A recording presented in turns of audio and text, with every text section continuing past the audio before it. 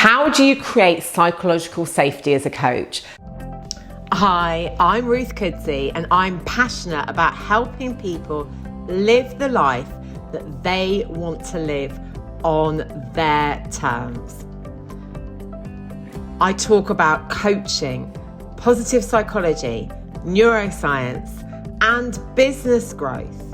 Because if you want to live a fulfilling life, then you want to be going from a 0 to a +5 in positive psychology, rather than focusing on bringing you up to a 0. Psychological safety is one of those buzzwords, isn't it? And it's something that we need to consider when we're working with clients, because trust and safety is so important in the coaching relationship. So let's look at it from a brain perspective. If our brains are always looking out for perceived threat or perceived reward. So we have this almond-shaped area in our brain called the amygdala. And the amygdala's job is to look at the environment, understand all of the data from our senses, and also perceive what we believe is going to happen. And so if we think that we might be under threat, our amygdala signals to our brain to take the energy away from our prefrontal cortex areas, the areas that are responsible for our executive function. That is our deep thinking, our problem solving, our decision making, our memory, and take that energy to deal with the threat. Of course, this has worked for us over hundreds of years, hundreds of thousands of years. Not sure how long a man has been around, but however long we've been around, it's worked, because obviously if we've perceived that there's a tiger near us, we want to use all our energy to get away from that tiger. We're not going to start thinking about, well, I wonder what the best decision would be. We just run away or freeze or whatever we want to do. So our amygdala puts us into, it activates our nervous system, our sympathetic nervous system, and we go into fight, flight, freeze, or fawn. So fight, obviously, it's in the name. Freeze, we don't do anything. Flight, we run away. And fawn is a learned response. So if we know this, if there is anything within the coaching environment that puts somebody into a threat mode, they're going to go into that amygdala response. Fight, flight, freeze, or fawn. And what that means is, as I've just said, that energy in their brain is going to go away from the executive function, away from the decision making, away from the problem solving, away from the memory, and it's going to be around fighting that stressor. Now, of course, it's a perceived stressor.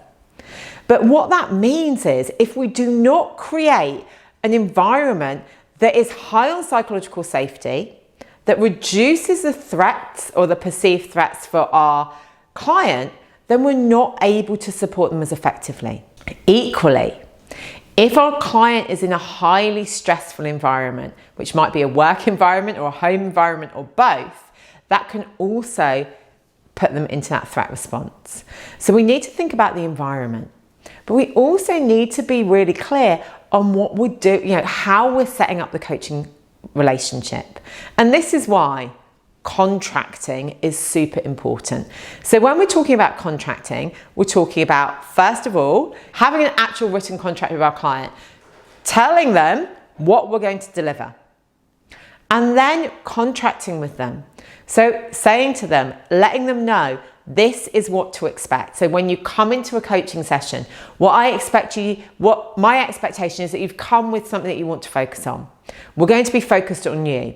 It's going to be 45 minutes. Towards the end of the session, I'll let you know when we've got about 10 minutes left.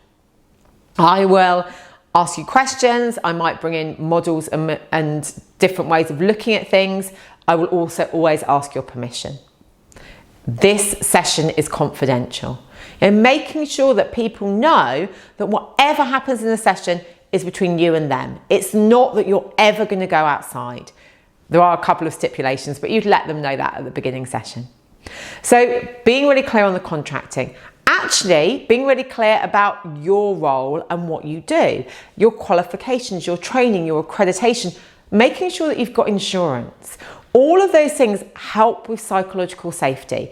And yes, lots of people say, well, my client didn't ask, but your client might have checked. If you're looking at supporting your clients ethically and providing a space that is psychologically safe, you have to have the right training and the right accreditation and have insurance, and make sure that you're setting that foundation.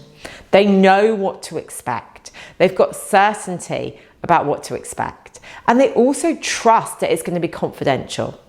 I see lots of coaches sharing online about what their clients have said. Now, of course, most of them have poetic license, because you wouldn't really share a lot of the ins and outs. And some of our clients, we've signed complete NDAs. I work with organisations where we've got NDAs, so I can never say who I've been working with. But making sure that your client knows that this is a space where they won't be judged, and this is a space that is safe. So as a coach, we are not telling our clients what to do. We're not making a judgment about them. So for example, if a client is telling us about a difficult or challenging situation, we are supporting them with empathy, not sympathy. So we're able to put ourselves in their shoes, but we're not saying, oh, poor you. We have got that professional distance. And we're supporting them to validate how they're feeling without us saying, oh yes, well, we can see that your boss is an X or your partner is a Y.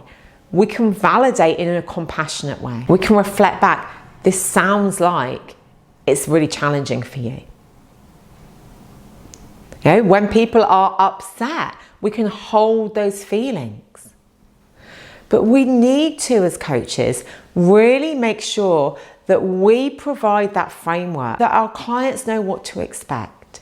And that if we do evoke a threat response, which you can often see with change in body language, a change in physiology, a change in energy, that we can support our clients to come back to that feeling safe.